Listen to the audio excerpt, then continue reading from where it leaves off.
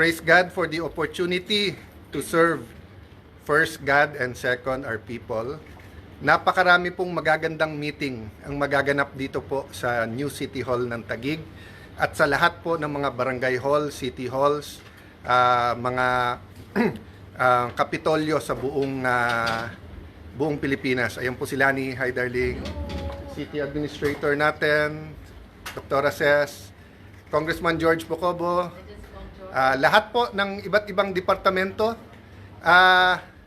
Ni-remind ako po, ito ay meeting ng emergency meeting para dun sa preparation sa landfall, but the message is not that we're preparing but that we're prepared. So, iba yung paghahanda, iba yung handa na. So, sinimulan ko lang po by saying na maraming magagandang meeting, but maraming magagandang meeting starts with a struggle, a problem, an issue, di ba? So, for example, on the way here, ang pinag-uusapan namin ni Lani ay yung feeding program kasi nga, through God's grace, mababa ang Taguig or pinakamababa sa Metro Manila sa pagkabansot or stunting. But at the same time, hello sa support staff, sa policy group, and everyone, no? So, kahit tayo pinakamababa, kahit sabihin mong point 20, hindi 20%, point 20. So, 20% of 1%, okay? Still tao yon.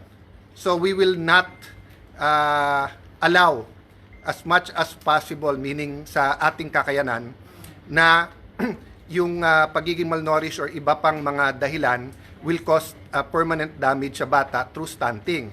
Ang problema nga, nationwide, meron threat of 34 to 35%, 30 to 35% ay pwedeng matreten ng stunting or pangpabansot. So, ang point ko po, pagkabansot. So, ang point is yung paghahanda.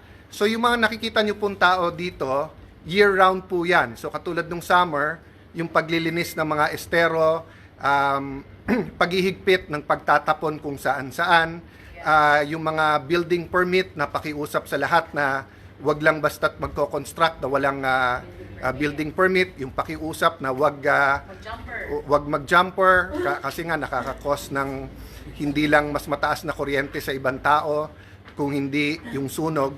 So but ang point is handa. So ang question, why do you need to meet today? So it's just like a basketball team na training kayo ng 3 months. Kung ngayon yung laban, you still have to meet, you still have to coordinate, you still have to hear the coach say na we can do this, we're ready, no? So, in behalf of the people of Taguig, I just want to thank everyone here and of course yung constituents natin kasi kahit anong galing ng leader, kung yung mga constituents, kung yung mga taong bayan hindi nagko-cooperate, wala rin mangyayari. And more than that, when yung mga tao demand something better. So maraming nagdadasal ngayon. Siyempre yung prayer natin, less calamities, no disaster. Sana hindi talaga tamaan tayo ng super El Nino, ng mga super typhoons kasi nga meron ng creeping economic crisis na nangyayari, may problema. Marami din nagdadasal, sana hindi bumaha kasi ma-expose na parang binabaon yung flood control issue. Ang problema kung ano yung itatanim, yan din yung aanihin. So meaning, kung may massive urbanization, kung saan-saan tinatambakan, reclamation, mga estero, mga riverbeds, punong-puno ng tao, tapos yung dating mga rice field, dating mga vacant area, waterways ay nire-reclaim, tinatayuan, dinadagsan ng tao, tapos meron ka pang graft and corruption, ghost projects, etc. No? So, let's all be united in what to pray for, di ba? Pray for safety for everyone. Pray that yung mga excuse me. Pray na walang magkasakit.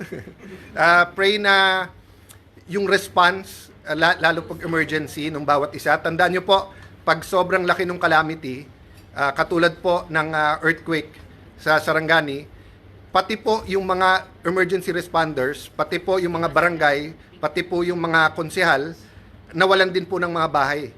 So, ang hirap mag-respond kung yung mismong nagre-respond ay problematic din, di ba? So, prayer din na magkaroon ng tunay na pagbabago, repentance, renewal, reformation sa ating bansa. So, quick break lang yan and yan na yung aking pagbati at pag-honor sa kanila. But let me honor not only the NDRRMC but every single group that has been meeting, not only today, yung iba over the weekend, depende sa area, lalo po sa norte. So sa mga taga-norte, we're praying din na yung sa heavy rainfall. So humina yung bagyo. So hopefully po, hindi masama masyado yung tama sa lahat ng lugar. God bless you. Update ko kayo during the weekend.